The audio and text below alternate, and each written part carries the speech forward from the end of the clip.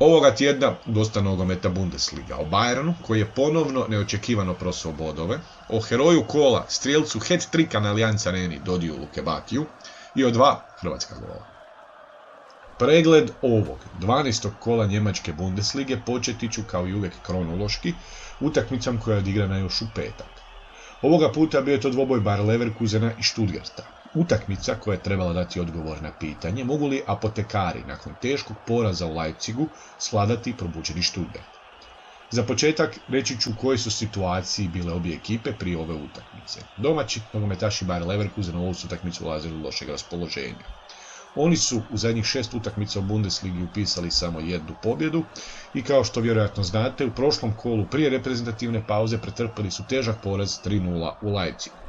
Situacija je bila dosta loša, trener Herrlich nije znao što napraviti, te se najavljivalo da bi možda u početnoj postavi mogao početi Leon Bailey, koji ove sezone neusporedivo lošiji nego je bio lani. Nogometaši Stuttgarta u ovu su utakmicu ulazili podvojenog raspoloženja. Bili su zadovoljni jer su u reprezentativnu pauzu ušli sa samo 3 boda zaostatka od Leverkusena nakon pobjede u Nürnbergu 2:0. Tom su pobjedom prekinuli niz i trener Weinziel je izgleda konačno počeo unapređivati ovu ekipu, ali Stuttgart je i prije i poslije te utakmice bio na začelju tablice. Prije ove utakmice Bayer Leverkusen je osvojio samo 11 bodova u prvih 11 kola. Manje su apotekari osvojili samo jednom 1982. Također, treba napomenuti da je do sada, prije ove utakmice, Fortuna Düsseldorf jedina momčad koja je u Bundesligi primila više golova od apotekara. Bayer Leverkusen je primio 24, a Fortuna 25. Prije utakmice, bez obzira na sve to, situacija je bila jasna. Gosti Stuttgarta itekako bi bili zadovoljni sa remijem, jer bi taj remi značio nastavak povratka koji je počeo u Nürnbergu.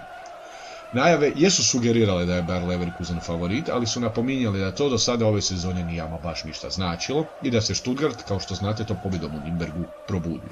Nakon najave, red je da pričam i o samoj utakmici. Bayer Leverkusen je pobjedio Stuttgart rezultatom 2:0. 2 kasna gola Kevina Vollanda donijela su pobjedu apotekarima. Bayer je zasluženo pobjedio, ali apotekari su se mučili više nego što je to bilo očekivano. Nakon 2 velika poraza, motivirani Leverkusen je odlično počeo ovu utakmicu. Domaći su morali voditi već u prvom poluvremenu, imali su mnoštvo šansi, jednu od dobrih prilika imao je i naš tim 1. No, početkom drugog poluvremena Stuttgart počinje stvarati šanse. Odličnu priliku ima Gomez, ali vrhunski skida Radecki. Drugo poluvrijeme zapravo bilo je dosta kaotično. Leverkusen je i dalje bio bolja momčad, ali Stuttgart se probudio. Volland je imao odličnu priliku dovesti apotekare u vodstvo, ali promašio je prazan gol. To nije bila tako laka situacija kao što se čini, naime lopta mu je u punom sprintu dodana malo iza leđa i on ju nije uspio preusmjeriti u gol. Na kraju, ipak se Volland upisao u strijelce, i to 2 puta. Znači, zabio je 2 gola za gol za 1:0, gol za 2:0 i donio apotekarima sva 3 boda. Dakle, Leverkusen je konačno pobjedio, istina, pobjedili su Stuttgart koji je pri dnu tablice, ali Stuttgart je u ovu utakmicu ulazio pun nade nakon pobjede u prošlom kolu u Nürnbergu. A Švabe Stuttgarta, dakle, nisu uspjeli doći do pozitivnog rezultata nakon te pobjede u prošlom kolu, no napredak pod trenerom Weinzielom je očit. Iduća utakmica dvoboj je Bayerna iz Minhena i Fortune Düsseldorf. Bila je to utakmica koja je trebala dati odgovor na pitanje može li Fortuna pokvariti planove Bayernu koji u ovoj utakmici jednostavno mora pobijediti. Za početak reći ću kakve su bile atmosfere u momčadima prije ove utakmice. Domaći nogometaši Bayerna u ovoj su dvoboj ulazili lošeg raspoloženja. Imali su puno vremena da analiziraju poraz u Dortmundu. Niko Kovač je još uvijek bio tu, ali prije ove utakmice bili su upitni nastupi Jamesa Rodrigueza i Roberta Lewandowskog. Kiks je u ovom dvoboju, domaćem dvoboju protiv Fortune, bio apsolutno nezamisliv. Gosti iz Düsseldorfa u ovu su utakmicu ulazili dobrog raspoloženja. Oni su u kolu prije ovoga ostvarili veliku pobjedu 4:1 protiv Herte. Bila im je to tek druga ovosezonska pobjeda, ali bila je velika pobjeda protiv jake Herte koja je probudila nadu u bolji nastavak sezone. Prije ove utakmice treba napomenuti da je zadnji puta Bayern imao ovako malo bodova davne 2010. kada je naslov otišao u Dortmund. Fortuni zapravo nikako nije ležao Bayern, to je bila velika utjeha za Bavarce. Naime, Fortuna je u zadnje 4 dvoboja protiv Bayerna pretrpjela 4 poraza s ukupno gol razlikom 2:15.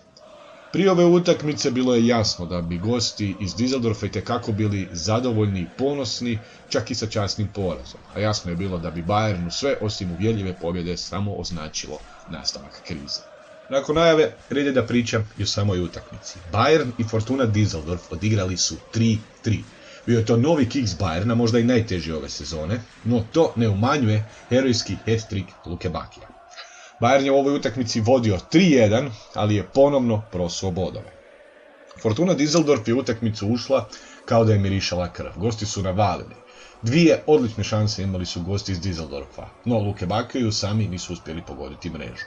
Dosta je čudno reći, ali na početku se Bayern dobro držao. Nakon toga Bayern je i poveo. Sredac je bio sile za 1-0. Brzo, nakon gola za 1-0 je 2-0. Prekrasno dugu loptu dao je Boateng za Millera, koji bez problema zabija. To je bio pravi Bayern, ali je li to bila pobjeda, trebalo je tek vidjeti. Nije bila. Već do poluvremena je 2-1.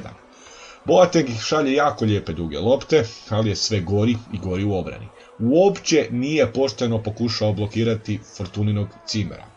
Zimmeru je dao nekoliko šansi da proba pogurati loptu do Luke Bakija, jedna je prošla i Luke Bakio, na kog Sule uopće nije pazio, ugurao je tu loptu u mrežu za 2-1.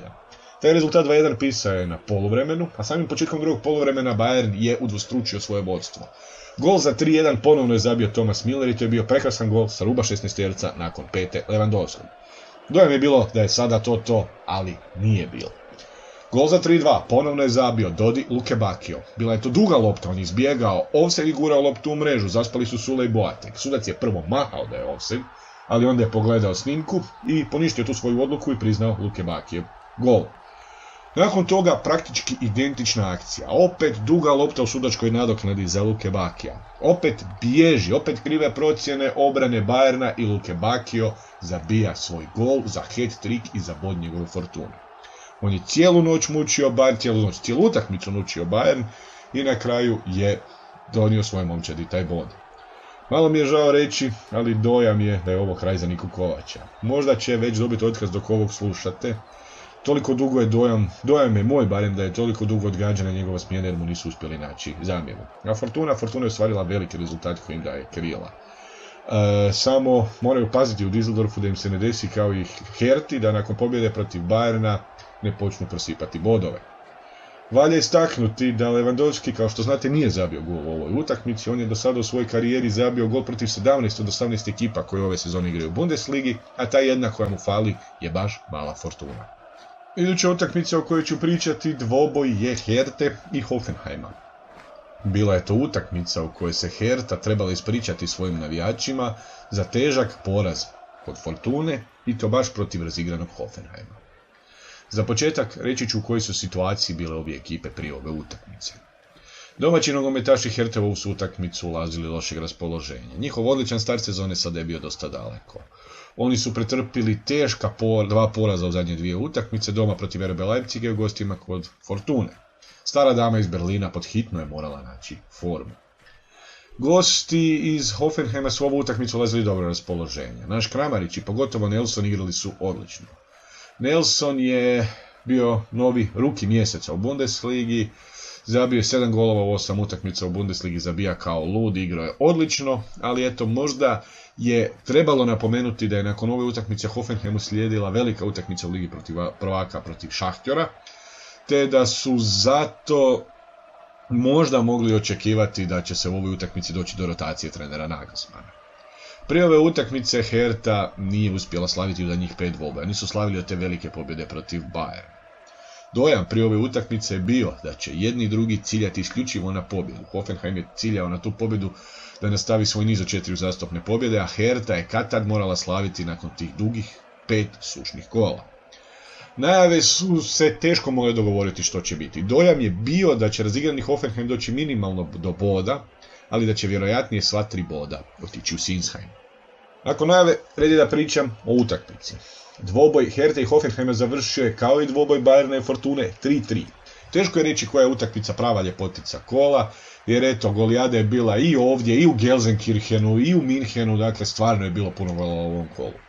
Hoffenheim je kao i Bayern vodio 3-1 i mislio da je riješio ovu utakmicu, ali Herta se vratila, Herta je na kraju izjednačila golčinom Valentina Razara.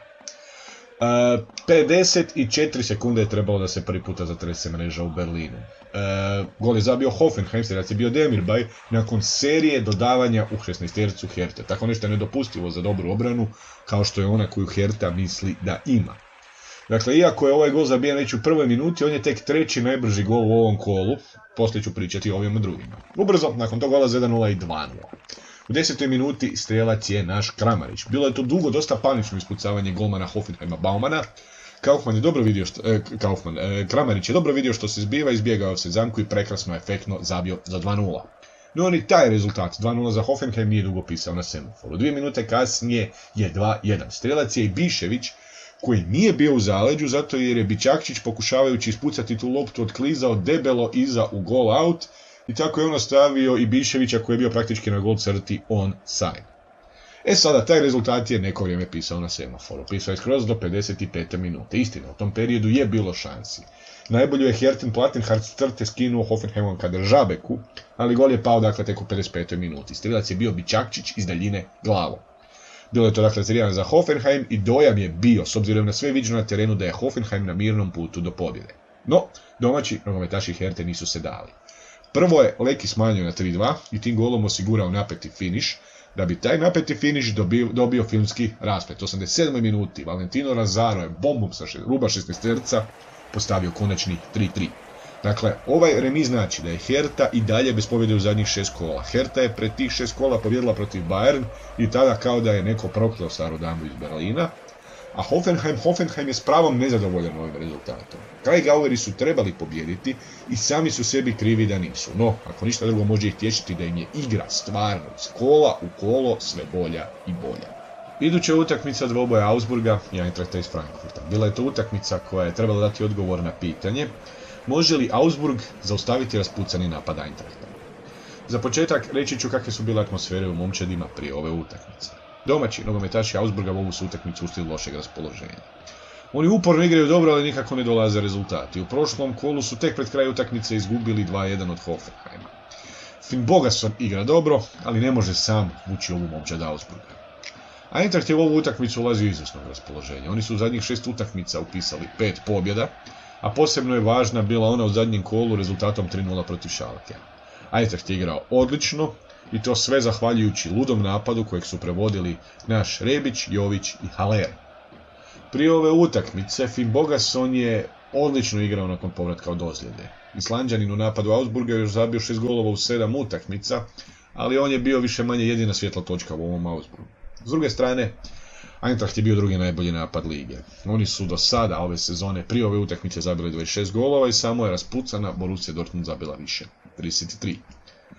Dojam je prije utakmice bio da bi domaći nogometaši Augsburga ipak bili zadovoljni s remijem. Istina, oni imaju lošu formu i nemaju dobre rezultate, ali Eintracht je izgledao toliko dobro da je remi protiv ovakvog Eintrachta uspjeh.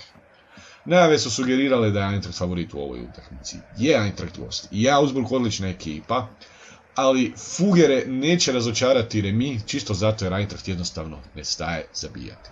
Nakon najave red je da pričam i o ovoj utakmici. Eintracht je u Augsburgu slavio rezultatom 3-1.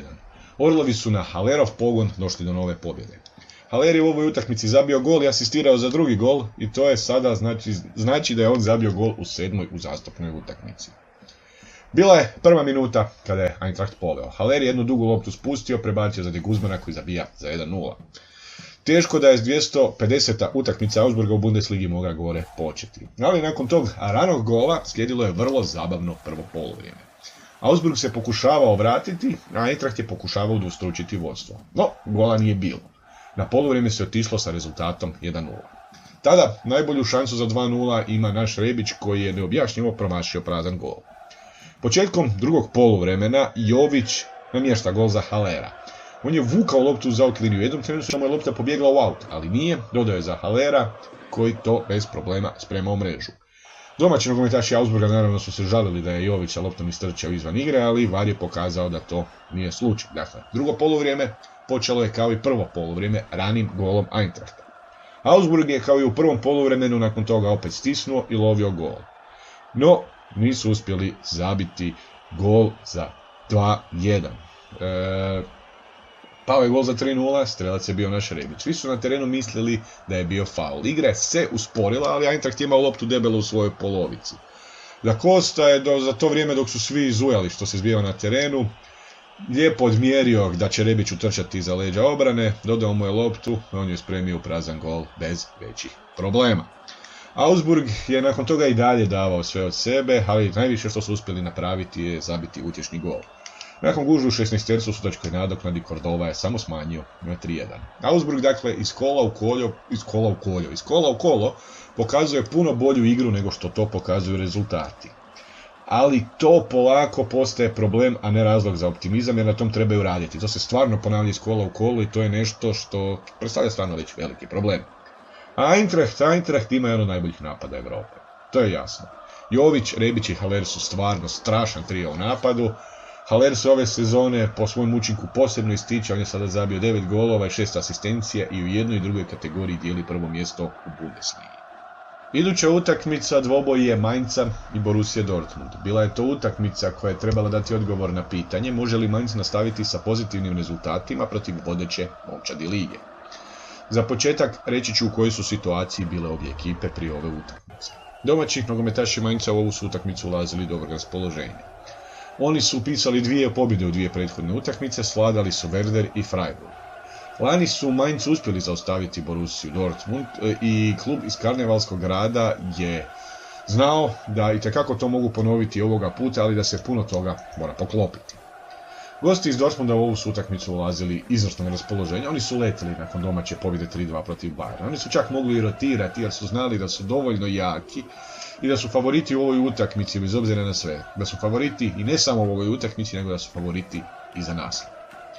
Prije ove utakmice, 2 Mainzova, Jean-Philippa, Jobaman i Mateta su obojica zabili u prethodne 2 utakmice i oni su bili glavna opasnost za gol Borussije Dortmund.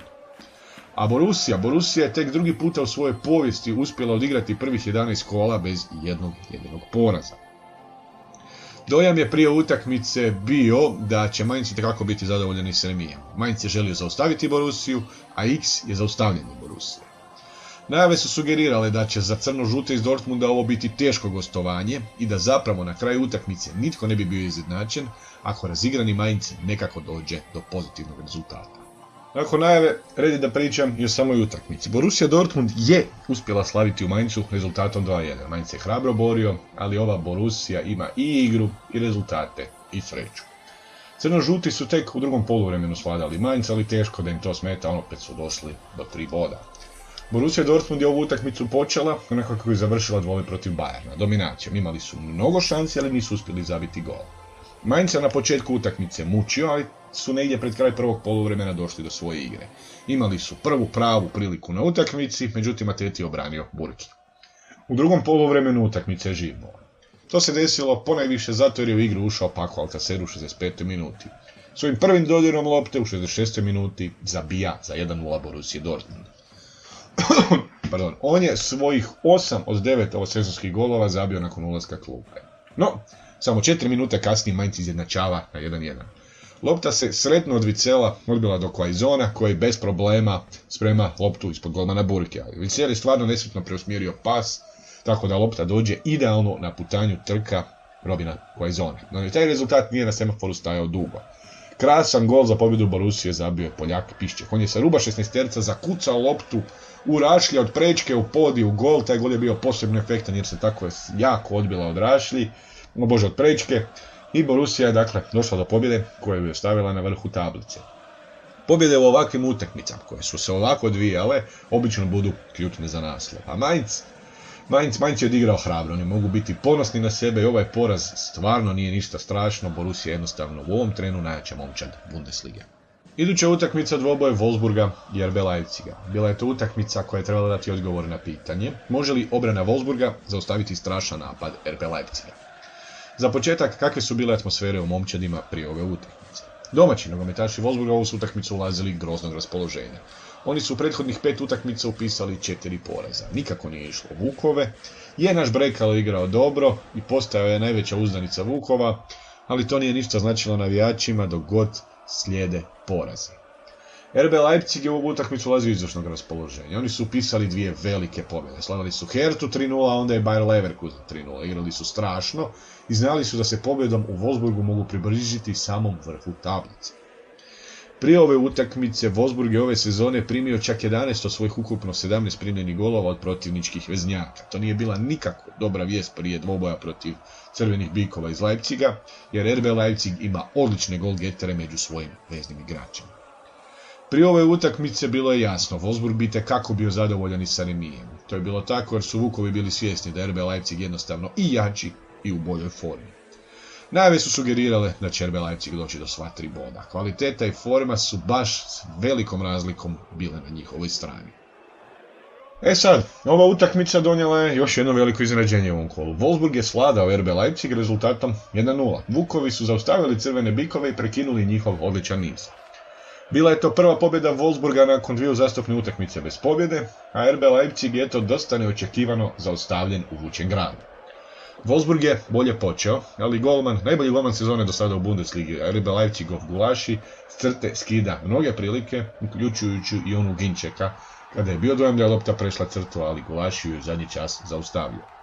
Ginček je imao i drugu najbolju šansu u prvom poluvremenu, ali u potpunosti je promašio okvir gola, tako da je ova tvrda utakmica na poluvrijeme otišla sa rezultatom 0:0.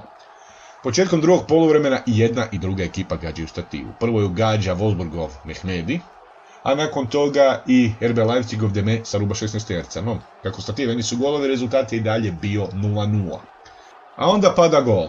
Korner je za RB Leipzig, međutim slijedi kontra. Prvi puca Ginček na kraju te kontre, njemu skida Gulaš, ali lopta se taman odbija na putanju Rusiona, koju sprema u nebranjeni gol crvenih bikova. Nakon toga RB Leipzig je navalio. Imali su prilike, ali samo poluprilike. Wolfsburg je izdržao pritisak i došao do velike pobjede. Pobjede kojim su sada Vukovi došli do gornje polovice tablice, a RB Leipzig je neočekivano zaustavljao, ali oni su pokazali da imaju stvarno 100 života i da se znaju vratiti iz bilo kakve krize, i to će morati opet pokazati, tako da u idućem kolu ponovo slave. Top špil ovog kola odigran je u subotu u 6:30 u Gelsenkirchenu. Schalke je ugostio Nürnberg. Bila je to utakmica koja je trebala dati odgovor na pitanje može li Schalke bez važnih napadača Uta, Embola i Mekenija slaviti nakon teškog poraza protiv Eintrachta. Za početak reći ću u kojoj su situaciji bile ove ekipe prije ove utakmice. Domaći nogometaši Schalke u ovu su utakmicu ulazili lošeg raspoloženja. Oni su već sada ove sezone pretrpili 7 poraza. Zadnji poraz pretrpili su u Frankfurtu rezultatom 3:0.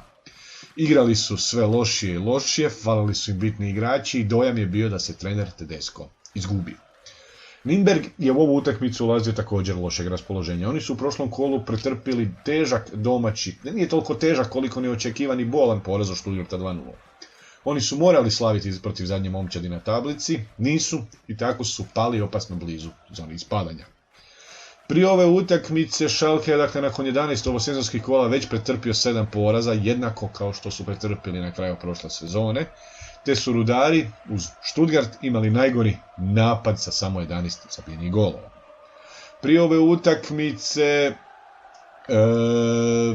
bilo je jasno, Nürnberg bi bio ipak sretan i sa remijem. Je, istina je da se Schalke muči, ali legende iz Nürnberga su bile svjesne da su Rudari ipak kvalitetnija ekipa. Najave su sugerirale da je teško prognozirati kada dvije ekipe igraju ovako loše, ko će pobijediti. Teško je prognozirati kada dvije ekipe igraju jako dobro, jednako je teško kada dvije ekipe igraju jako loše. Dojam je ipak bio da su favoriti nogometaši Schalkea, čisto zato jer imaju jači kadar, jer igraju doma, a Nürnberg je općenito loš gost. Ok, to je to od najave, redi da pričam i o samoj utakmici. Nogometaši Schalkea su slavili rezultatom 5:2. Rudari su konačno odigrali dobru napadačku utakmicu, a obrani možda bolje pričati nekom drugom zgodom. Bila je ovo utakmica za sve oni koji vole napadačke utakmice sa puno golova, a ako volite obrambenu igru, ova utakmica je za vas bila prava noćna mora. Schalkeu su falili mnogi važni ofenzivci, i McKennie, i Ut, i Embolo, ali Rudari su odlično krenuli i mijenjale su se šanse domaćima. Prvo je imao Burgstaller, brani Matenija. Nakon toga na drugoj strani stvara šansu Nürnberg. Čak 5 igrača Nürnberg jede na samo 2 braniča Schalkea. Behrens mora zabiti, ali ne uspijeva. I za to slijedi kazna 2 minute kasnije. Skrzibski zabija loptu u mrežu Nürnberga nakon što je Matenija fulao loptu. Skrzipski nije odustajao i eto, znači uspio iskoristiti tu grešku Matenije. U idućih 5 minuta i dalje se nastavljaju prilike. Prvo Išak je sam na rubu peterca Schalkea, puca glavom, ali pored, nije uspio izjednačiti za Nürnberg. A onda je 2:0 za Schalke. Odlični Skrzipski se miče lopti, lopta dolazi do Harita, koji je sam ispred praznog gola i on je spremao u mrežu za 2:0. Međutim, na poluvremenu nije bilo 2:0, bilo je 2:1. Palacios je za Nürnberg uspio smanjiti iz gužve. Opet je grozno stajala obrana Schalkea. Taj gol Nürnberga pao je situacija gdje su bila u 16-tercu Schalkea čak 4 igrača Nürnberga i samo 3 braniča Schalkea. Kako je tako nešto moguće da se desi profesionalnoj ekipi, meni stvarno nije jasno. U drugom poluvremenu situacija je više manje bila ista. Šanse su frcale na obje strane i obrane su igrale kao da im se ne igra nogomet. Utakmica je prelomljena u 67. minuti kada je Nürnbergov Bauer dobio drugi žuti karton. Tada je počeo show. U zadnjih 20 minuta pada još 4 gola. Burgstaller u 70. minuti preusmjeruje loptu u mrežu za 3:1, ali samo 8 minute kasnije Nürnberg se ponovno vraća na samo jedan gol za ostatka sa igračem manje, strelac iz Relak za 3:2. Behrens je opet imao 2 prilike, ali oba 2 je promašio. Kod drugog šuta je pogodio 2 puta stativu. Nakon prvog mu je Stambuli vratio loptu. Stambuli se jedan zabio leđima u stativu, ali srećom je dobro i nekako je ta lopta od svih tih krumpira završila kod Zrelaka koji je iz neposredne blizine ugurao u pražnu mrežu. Međutim, Nürnberg se nije uspio vratiti do remija. Skrzipski je ponovno bio heroj Schalkea. Zabio je za 4:2 nakon prekrasnog prodora Caligiuria.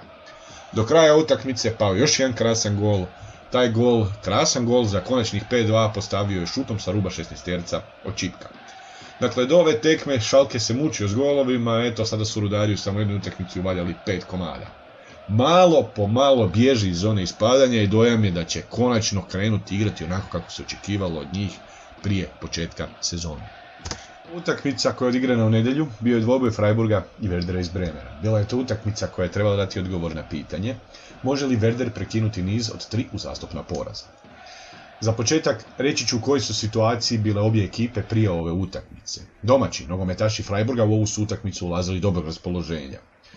Oni su imali niz od 5 utakmica bez poraza, taj niz je završio u prošlom kolu protiv Mainza dosta neočekivano, ali na temelju tog niza od 5 utakmica bez poraza su gradili svoj optimizam i nadali su se da se mogu iskupiti pred vlastitim navijačima. Werder je u ovu utakmicu ulazio lošeg raspoloženja. Oni su pretrpili 3 uzastopna poraza, imali su dosta izostanaka i prvi puta su od 4. kola bili van top 6. Znali su da će biti teško, ali zeleno-bijeli svesera su znali da im u dvoboju protiv Freiburga trebaju bodovi. Prije utakmice dojam je bio dosta jasan. Dojam je bio da su jedni i drugi ciljali na pobjedu i da ne bi bili zadovoljni sa remijem.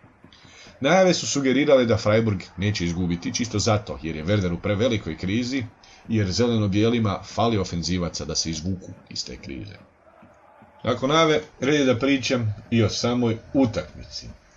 Werder je na gostovanju kod Freiburga prekinuo svoj niz poraza. Utakmica je završila 1:1, ali teško da je itko bio zadovoljan ovim rezultatom. Domaći nogometaši Freiburga su veći dio utakmice bili bolji. Brazilci iz Breisgaua su morali zabiti gol za 2:0, ali nisu i za te su promašaje kažnjeni. Freiburg je dominirao. Nakon domaćeg poraza u prošlom kolu od Mainza željeli su se iskupiti svojoj publici. Prijetili, ali gol je pao tek iz penala pred kraj prvog poluvremena. Lopta u 16-tercu dirana rukom, sudac originalno nije vidio šta se desilo, VAR je, pokazao je na bijelu točku i Luka Waldschmidt sprema loptu u mrežu. U nastavku su nogometaši Freiburga i dalje bili bolji protivnici. Istina, imao je Werder svoje prilike, ali Freiburgove prilike bile su osjetno bolje i Freiburg je dominirao ovom utakmicom. Werder je zapravo imao sreće da Freiburg u zadnjih 10 minuta nije riješio ovu utakmicu. Domaći su imali 2 mrtve prilike za 2:0, ali oba 2 su promašene i zato su kažnjeni. Kažnjeni su u sudačkoj nadoknadi kada je iz gužve Augustinsson ugurao loptu u mrežu za konačnih 1:1. Freiburg je dakle nakon odličnog niza u 2 domaće i tekako pobjedive utakmice uspio osvojiti samo 1 bod, a Werder nije poražen nakon 3 uzastopna poraza, ali zeleno-bijeli su ostvarili samo bod, a i za taj bod zapravo trebali bi biti zahvalni svojim domaćinima iz Freiburga. Zadnja utakmica ovog kola odigrana je u Gelsenkirchenu. Kod Borussije je gostovao Hannover u utakmici u koja je trebala dati odgovor na pitanje ima li Hannover ikakve šanse prekinuti 100% start Borussije Mönchengladbach na domaćem terenu. Za početak reći ću kakve su bile atmosfere u momčadima prije ove utakmice. Domaći nogometaši Borussia Mönchengladbach su u ovu utakmicu ušli izvrsnog raspoloženja. Oni su u zadnjih 7 bundesligaških dvoboja pretrpjeli samo jedan poraz, a na domaćem terenu su bili 100%, te su u ovu utakmicu zasluženo ulazili sa drugog mjesta. Oni su znali da su veliki favoriti protiv Hanovera. Gosti iz Hanovera u ovu su utakmicu ulazili podvojenog raspoloženja. Oni jesu u prethodnom kolu pobjedili Wolfsburg 2-1, ali to nije bilo dosta da se odlijepe od zone ispadanja. Također, crveni iz Hanovera su znali da im neće u momčadi biti odličnog Bebua, njihovog najboljih strelca. On je propuštao ovaj dvoboj zbog ozljede. Prije ove utakmice Hanover je nakon 11 kola osvojio samo 9 bodova, ali od tih 9 bodova 7 su osvojili u zadnjih 5 utakmica. No, crveni iz Hanovera su bili bez pobjede na zadnjih 18 gostovanja. Pardon. Prije ove utakmice bilo je jasno da će Hanover itekako biti zadovoljan sa remijem, jer bi taj remi značio da su prekinuli Borussiin start od 100% start na domaćem terenu. Najave su ipak sugerirale da se to neće desiti. Najave su sugerirale da će Zdrijevci iz Gladbaha slaviti, jer su oni jednostavno prejaki, pogotovo na domaćem terenu. Ok, nakon najave redi da pričam i o samoj utakmici. Nogometaši Borussia Mönchengladbach svladali su Hanover rezultatom 4-1. Zdrijevci su ponovno bili uvjerljivi i dalje su ostali na 100% učinku na domaćem terenu. Iako je Hanover rano poveo, Zdrijevci se nisu dali ovesti. Lako su došli do nova 3 boda. Bila je tek 21. sekunda utakmice kada je Hanover zabio za 1-0. Strelac je bio Havajčanin Wood. Bio je to 3. gol u ovom kolu u prvoj minuti utakmice i najbrži od ta 3 u prvoj minuti utakmice. Međutim, samo 6 minuta kasnije Borussia ne samo da se zbrojila, nego i izjednačila. Prekrasan gol zabio je Torgan Hazard. Bila je to serija brzih dodavanja u 16-tercu Hanovera i Zdrijevci su izjednačili. Nakon toga, loša vijest za Zdrijevce. Njihov vrlo važni Ginter je imao ružnu ozljedu glave, ali ni ta ozljeda nije zaustavila Zdrijevce. Prije poluvremena je 2-1 za domaću Borussiu Mönchengladbach. Bila je to duga lopta za Langa. Svi su stali u obrani, a defenzivac Borussije nije stao. On je nastavio trčati za tom loptom i spremio ju ispod golmana za 2-1. Hanover je tada znao da je pred njima u drugom poluvremenu veliki posao. Oni su gubili u gostima kod najjačih domaćina u Bundesligi. Nada u povratak nestala u 58. minuti kada je bombu za 3-1 zabio Lars Stindl. Od tada do kraja utakmice igrali su samo domaći, nogometaši Borussia Mönchengladbach. Realno i puno prije je moglo biti 4-1, a na kraju je taj gol za konačnih 4-1 pao u 77. minuti kada je strelac bio Zakarija. Borussia Mönchengladbach dakle ima i dobru igru, i dobre rezultate i drži odlično drugo mjesto, dakle kapa dole Zdrijevcima iz Mönchengladbacha. A Hanover, nogometaši Hanovera nisu ni očekivali bodove u ovoj utakmici. Oni su hrabro i lukavo poveli, ali ni to nije bilo ni blizu dosta za bod na ovom teškom gostovanju. Eto i to je to od ovog 12. kola. Rezime ovog kola početi ću kao i uvijek prvo s najljepšim golovima. Lijepi gol u ovom kolu bilo je nekoliko, ja sam izdvojio 3. Prekrasan gol zabio je Thomas Müller, on je njegov drugi gol u pobjedi Bayerna. Krasan gol zabio je Bastianov Čipka za Schalke, ali najljepši gol kola po meni je onaj gol Lukaša Piščeka u pobjedi Borussia Dortmund. U ovom kolu vidjeli smo dakle jedan hat-trick, to je bio junački hat-trick Dodija Lukebakija na gostovanju Fortune Düsseldorf u Bayernu gdje je njegova Fortuna osvojila veliki bod. Najbolji defenzivac ovog kola je Eintrachtov golman Kevin Trapp koji šta god je trebalo obraniti obranio i pomogao je svojim napadačima da golovima donesu još jednu veliku pobjedu u grad letenja. Najbolji ofenzivni igrač kola je također Frankfurtov Sebastian Haller koji iz kola u kolo igra sve bolje i bolje i trenutno dijeli prvo mjesto i u asistencijama i u golovima u Bundesligi. Ali igrač kola nisu ni jedan ni drugi, to je tko drugi nego Fortunin Dodi Lukebakio koji je sa svoja 3 velika gola srušio veliki Bayern i osvojio neočekivani bod svojoj Fortuni. Nakon ovog kola 3 igrača dijele čelo ljestvice strelaca. 9 golova zabili su Paco Alcacer, Sebastian Haller i Luka Jović. Također 3 igrača dijele čelo ljestvice najboljih asistenaca. 6 asistenaca imaju Haller, Neuhaus i Jadon Sancho. Najbolje cijenjeni igrač nakon ovog kola je i dalje Borussin Torgan Hazard koji ima prosječnu ocjenu 7,92. I eto, to je to i od ovog 12. kola. Preostaje mi još samo najaviti iduće 13. kolo koje se igra već idući vikend. U petak 30.11. u 20 sati i 30 minuta Fortuna Düsseldorf ugošćuje Mainz. U subotu, 1.12. u 15 sati i 30 minuta igra se Bundesliga konferenc termin, međutim ovoga puta u tom se terminu igraju samo 4 utakmice. Werder ugošćuje Bayern, Hannover ugošćuje Herthu, Borussia Dortmund ugošćuje Freiburg i Stuttgart ugošćuje Augsburg. Top špil kola je također u subotu, dakle 1.12. u 18 sati i 30 minuta kada Hoffenheim ugošćuje Schalke.